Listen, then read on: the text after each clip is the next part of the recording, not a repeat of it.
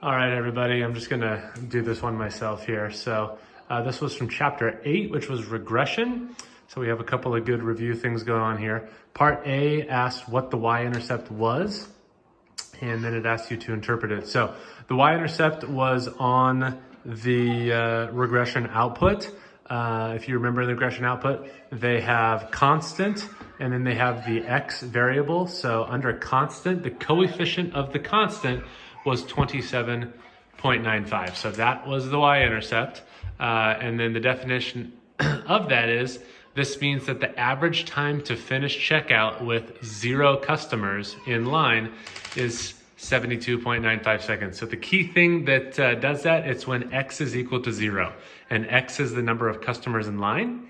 So that's why it has 0 customers in line for the y-intercept. Part B said identify the r squared. And so there's 2r squared, there's the r squared, and there's the adjusted r squared. We always just want the regular r squared. That was 73.33.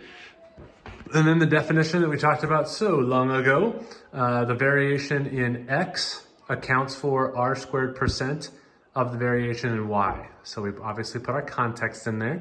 The variation in time to finish checkout, which is y, accounts for 73.33% of the variation in x, which is the number of customers. So there was part B.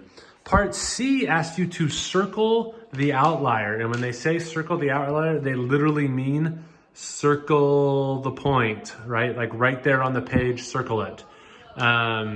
So I'm guessing that's not going to happen since you're not doing the normal type of test. But just so you're aware, that literally means circle it. So the point was when x is equal to 3 and y is close to 0. Now, we don't know if it's for sure 3, but I think it's okay to say it's when x is equal to 3 or around 3 would be fine.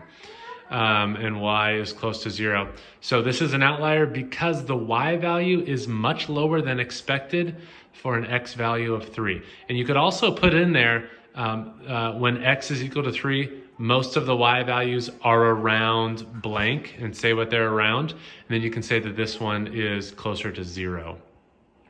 So that's the explanation of the review question for chapter 8.